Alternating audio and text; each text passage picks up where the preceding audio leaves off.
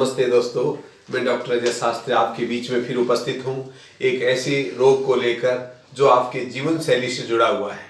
तो हम चाहते हैं कि आप अपनी जीवन शैली को ठीक करें और इस रोग से मुक्ति पाएं। रोग क्या है? जुकाम होना, नज़ला, और ये एक ऐसा रोग है जो धूल से, मिट्टी से, पॉल्यूशन से बढ़ता है। तो इससे हटने का एक ही उपाय है, वो है योग साधना। और योग साधना में सबसे महत्वपूर्ण है प्राणायाम। और प्राणायाम में प्रारंभिक जो शुद्धि क्रिया है वो है कपालभाति। तो आप कपालभाति देखेंगे किस प्रकार से करनी है, और आप अपने जुकाम से, नज़ले से, कफ से स्वयं को दूर करना है। तो कमर और गर्दन सीधी करके बैठें, ज्ञान मुद्रा बनाएं और इस प्रकार से धीरे धीरे मध्यम गति से करें।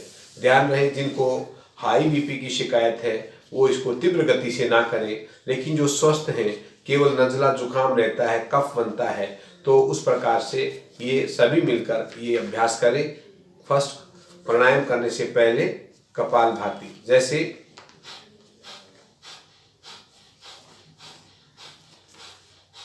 तो इस प्रकार से श्वास बाहर, पेट अंदर, श्वास बाहर, जस्ट ब्रीथ आउट। इस प्रकार से आप कपालभाति कर सकते हैं। लेकिन ये ध्यान रहे कि कई बार कपालभाति करते समय भी नॉस्ट्रिल बंद रहता है और नाक का मांस बढ़ा हुआ है, साथ साथ प्रॉपर आपका श्वास नहीं आ रहा है। तो कपालभाति करने से पहले जल नेति कर लें।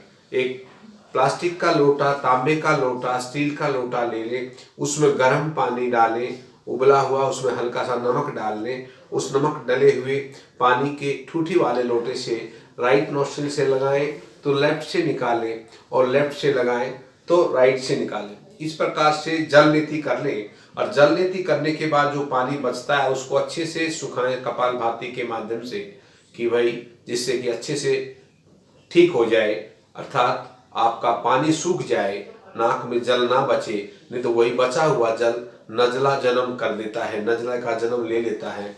और वही नज़ला अगर आपके कान की तरफ दबाव में आता है तो कानों से सुनाई कम देता है। और वही नज़ला अगर आपको लगता है कि गले की तरफ है तो अच्छा है, जिससे कि पेट में नज़ला गिरने से आपका कफ आदि तो स्टमक के द्वारा क्लियर हो जाए। अगर वही नज़ला सिर की तरफ जाता है, बालों की तरफ, तो बाल सफ़ेद होने लगते हैं। तो नज़ला इतना खतरनाक रोग है मित्रों, और आगे चल करके यही एक अस्थमे का रोग धारण कर लेता है, जिसको ब्रोंकाइटिल अस्थमा भी बोलते हैं, ब्रोंकाइटिस भी बोलते हैं।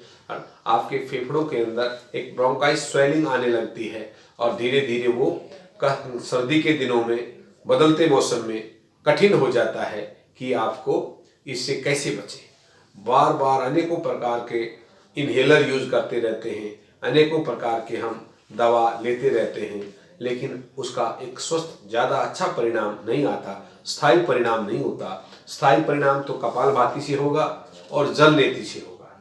दोनों के साथ साथ करने के बावजूद भी अगर फिर भी बचता है, नाक का मांस बढ़ा हुआ है, तो आप सूत्र नीति या रबर नीति का प्रयोग करें। सूत की बनी हुई लगभग 9 इंच लंबी, और उसको धीरे धीरे अच्छे से लगा करके, मोम लगाकर, और नासिका में प्रवेश कराएं और मुख द्वार से बाहर निकाल लें। इस प्रकार से आप दोनों नासिकाओं से बारी बारी करें। लेकिन ध्यान रहे, जल नीति और सूत्र नीति, ये दोनों ही क्रिया अपने किसी अच्छे आसपास के योग केंद्र में या अच्छे योग शिक्षक के सानिध्य में सीखें। स्वयं सीखने की जिज्ञासा ना करें। कई बार काफ़ी छात्र कंप्यूटर के माध्यम से, लैपटॉप के माध्यम से, गूगल के माध्यम से प्रयास करते हैं, और उसे कभी कभी लाभ की जगह हानि होने लगती है और बदनाम होता है योगिक क्रियाएं। तो मित्रों, जब तक आप किसी अच्छे योग्य योग गुरु के सानिध्य में कोई अच्छे से शिक्षा नहीं लेंगे, तब तक वो शिक्षा फलीभूत नहीं होती। तो अच्छा है कि इसको सीखें। और साथ साथ फिर भी आपको लगता है कि कुछ हमारे खान पान में बदलाव करना है, तो इसमें आप ठंडी चीज़ें अवॉइड करेंगे, जैसे दही है, रायता है, या रात्रि को सैलिड है, रात्रि को जूस है, रात्रि को आइसक्रीम है, रात्रि को चावल है, रात्रि को केला है। ये चीज़ें आप बंद कर दें। दिन में खा लें, प्रातःकाल लें, दोपहर लें, लेकिन तब भी आइसक्रीम और छाछ, दही, केले और चावल का प्रतिबंध रखें जब तक आप नज़ला, जुकाम और ब्रोंकाइटिस, अस्थमे से राहत ना मिल जाए। तो इसके लिए मित्रों आपको स्वयं सजग होना पड़ेगा और अपने आप पर, अपने उस पर फोकस करना पड़ेगा। और साथ साथ आयुर्वेद के अंतर्गत जो कि हमारे घरेलू नुक्ते हैं उसमें आप शीतोपलादि, शीत उपलब्ध अर्थात ठंडी चीज़ें खा लेने से या ठंड लगने से जो रोग पैदा होता है, नज़ला, जुकाम, खांसी, उसको दूर करने में शीतोपलादि चूर्ण भी आप इस प्रकार से आधा चम्मच लेकर, आधा चम्मच हनी मिलाकर, शहद मिलाकर उसको चाट सकते हैं। फिर भी अगर कम आराम होता है तो लक्ष्मी विलास रस नारदीय आयुर्वेद कहता है, उसको एक टैबलेट, अगर बच्चा 15 से 20 साल तक है और 20 से ऊपर है, 2 टैबलेट लक्ष्मी विलास रस नारदीय और आधा चम्मच शीतोपलादि चूर्ण मिला करके हनी के साथ, मधु के साथ चाटें तो बहुत आराम देगा। फिर भी लगता है कम है तो आप हल्दी को भून के शहद के साथ ले सकते हैं, या सौंठ का, अदरक का रस और अपना तुलसी का रस दोनों को निकाल करके और साथ साथ उसमें शहद मिला करके वो भी ले सकते हैं। या त्रिकूट, जिसके अंदर छोटी पीपली और काली मिर्च और जिंजर पाउडर, सौंठ पाउडर, तीनों को मिला करके त्रिकूट, 3 कुटी हुई चीजें हैं इसलिए इसका नाम त्रिकूट है। तो त्रिकूट की भी 2-2 चुटकी सुबह, दोपहर, शाम शहद से चाट सकते हैं। ये आपको स्थायी आराम देगा, ये आपको स्थायी रूप से जुकाम को हटाएगा, नज़ले पर कंट्रोल करेगा। और फिर भी कम है तो आप इस प्रकार से कुछ और चीज़ें, जैसे बलदा अमृत, एक औषध तैयार करता है आयुर्वेद, बलदा अमृत। और हम जब गुरुकुलीय परंपरा में पढ़ते थे तो पूज्य स्वामी ओमान जी ने बहुत अच्छी औषध तैयार की थी, वो था बलदा अमृत। वो ताकत भी देती थी और उस अवस्था को ठीक भी करती थी जी। कितना भी पुराना जुकाम क्यों ना हो, कितना भी पुराना नज़ला क्यों ना हो, वो बहुत अच्छी उत्तम औषध स्वामी जी के आशीर्वाद से तैयार की गई थी और वो आज भी उपलब्ध है। आप कभी भी आप गुरुकुलों में जाकर के, जितने भी हमारे गुरुकुलीय परंपरा से हैं वो समाज के कल्याण के लिए बने हैं, राष्ट्र के कल्याण के लिए बने हैं और समाज के अंदर मनुष्यों के स्वास्थ्य को कैसे स्वस्थ किया जा सके उस संबंधित अनेकों औषधालय की स्थापना की है। उन औषधालयों के माध्यम से वो औषध वहाँ पर मिल सकती हैं, जिसमें आप आसानी से वो चीज़ें वहाँ वैद्य से सलाह लेकर के ले, और कुछ कुछ चीज़ें जो कॉमन है वो आप ले सकते हैं। जिसे वैद्य से सलाह लेंगे तो आपकी तासीर का भी पता चलेगा, आप किस तासीर के हैं। जैसे भाई पित्त बढ़ा है, कफ बढ़ा है या वात बढ़ा है, तो ये कुपित हो जाने से भी चीज़ें होती हैं। कई बार कब्ज रहने से भी नज़ला बना रहता है, कॉन्स्टिपेशन, कोष्ठबद्धता, तो ये चीज़ें भी आपको नहीं होनी चाहिए मित्रों। इसके होने से भी जुकाम बना रहता है। तो सबसे पहले आप पेट को साफ करें, और पेट को साफ करने में त्रिफला चूर्ण भी अहम भूमिका निभाता है। जुकाम को ठीक करने में भी, नज़ले को ठीक करने में भी त्रिफला चूर्ण महत्वपूर्ण है।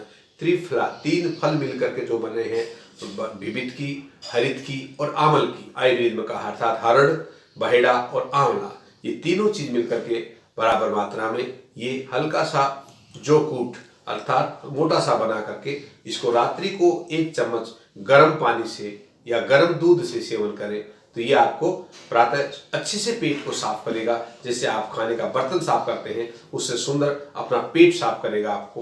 तो त्रिफला चूर्ण का सेवन करें, इसबगोल का सेवन करें साथ साथ, जिससे कि अच्छे से सफाई हो सके, फाइबर जा सके आपके स्टमक के अंदर। और खाने के साथ चकुंदर है, गाजर है और कच्ची हल्दी है, कच्चा अदरक है, प्याज है, खीरा है, ककड़ी है, ये चीज़ें अवश्य सेवन करें, लेकिन प्रातः और दोपहर के खाने में, रात्रि को नहीं। तो इस प्रकार से आप अपने खान पान में परिवर्तन करें। हाँ, अपनी दिनचर्या को भी ठीक करेंगे। जो छात्र सूर्य उदय होने के बाद उठते हैं उनका नज़ला कभी ठीक नहीं हो सकता। जो रात्रि को 10 बजे के बाद सोते हैं उनका नज़ला कभी ठीक नहीं हो सकता। कारण आप कहेंगे ऐसा क्यों? क्योंकि जब तक आपकी दिनचर्या ठीक नहीं है, युक्त आहार विहारस्य युक्तेशस्य कर्मसु युक्तोपन बोधस्य योगो भवति दुःखः। गीता के अंदर भी कहा है जिसका आहार व्यवहार ठीक है, जिसको वही व्यक्ति ठीक है, लेकिन जिसका आहार व्यवहार ठीक है ही नहीं तो वो व्यक्ति स्वस्थ कैसे होगा। तो मित्रों, आप अपनी दिनचर्या को पहले ठीक कीजिए, और फिर भी बचता है तो हल्दी है, सौंठ है, अपना तुलसी है, तो इन चीज़ों का ज़्यादातर बनफशा है, उसके साथ साथ अपना कुछ ऐसी आयुर्वेदिक औषधि हैं जिसको आपको नॉलेज है तो उन चीज़ों को हम सेवन कर सकते हैं, लेकिन वैद्य की सलाह से करेंगे तो ज़्यादा फलीभूत होगा, ज़्यादा जल्दी स्वस्थ होंगे, क्योंकि जो व्यक्ति एक्सपर्ट है उस विषय का, उससे सलाह लेके कोई भी काम करते हैं तो उसके अंदर कभी कमी नहीं रहती। हम अपने आप अपना नया ज्ञान यूज करते हैं, अखबारों में पढ़ करके, पुस्तकों में पढ़ करके, सुना सुनाई, तो हर घर में वैद्य बैठा है सलाह देने के लिए फ्री। ये भारत की विशेषता है। अपने यहाँ देश में हर कोई सलाह देता है, लेकिन जब तक आप उस विषय के विशेषज्ञ से सलाह नहीं लेंगे तब तक ये विषय में आप सफल नहीं होंगे। जैसे आपकी बीमारी से संबंधित है तो अवश्य वैद्य से, चिकित्सक से सलाह लें। आपने योग सीखना है तो योग शिक्षक से सलाह लें। तो इस प्रकार से आप अपने को नजले से, जुकाम से बचा सकते हैं योगिक क्रियाओं के माध्यम से, प्राकृतिक चिकित्सा के द्वारा। और प्राकृतिक चिकित्सा क्या है? ये भी एक प्रकार से प्रकृति का दिया हुआ वरदान है। जैसे जल नीति, सूत्र नीति, ये एक प्रकृति का ही पार्ट है। तो आप स्टीम ले सकते हैं रात्रि को सोते समय, लेकिन कई व्यक्ति कहते हैं विक्स डाल लो, तो अलग से कुछ केमिकल डालने की आवश्यकता नहीं है। सामान्य पानी से आप भाप लीजिए और भाप लेने के बाद आप बाहर मत निकलिए। उसके साथ साथ आप रात्रि को नासिका में सरसों का तेल या बादाम का तेल या शुद्ध देसी घी भी नासिका में लगा सकते हैं, जो ड्राई ना हो, जिससे आपको आसानी से श्वास आने लगे, नोस्ट्रिल चिपके नहीं अंदर से। और नज़ला जो गिरता है तो कभी कभी शरीर में थकान और हल्का सा बुखार सा बना रहता है, तो इसकी उसी का दुष्परिणाम है। इससे बचने के लिए आप प्रत्येक दिन आधी चम्मच हल्दी को तवे पर भूनकर और शहद में मिलाकर लीजिए। हल्दी हेल्दी रखती है। हल्दी एक प्रकार से एंटीबायोटिक है। हल्दी एक अनेकों प्रकार के विषाणु को मारती है। हल्दी आपकी रोग प्रतिरोधक क्षमता को बढ़ाती है। और आधा चम्मच उसमें आप आंवला चूर्ण मिला सकते हैं। आंवला हल्दी दोनों मिला करके शहद से चाटेंगे तो साथ में आपको पेट के रोग भी नहीं होंगे और नज़ला जुकाम तो जाएगा ही जाएगा। इसी प्रकार त्रिकूट है, तो ये चीज़ें आप अपने जीवन शैली में लेकर आएं और खाएं और अपने आप को स्वस्थ रखें। इसी कामना के साथ, इसी भावना के साथ मैं अपनी वाणी को विराम देता हूं और अगली वीडियो में फिर किसी नए विषय को लेकर आपके बीच में उपस्थित होता हूं। धन्यवाद। नमस्ते।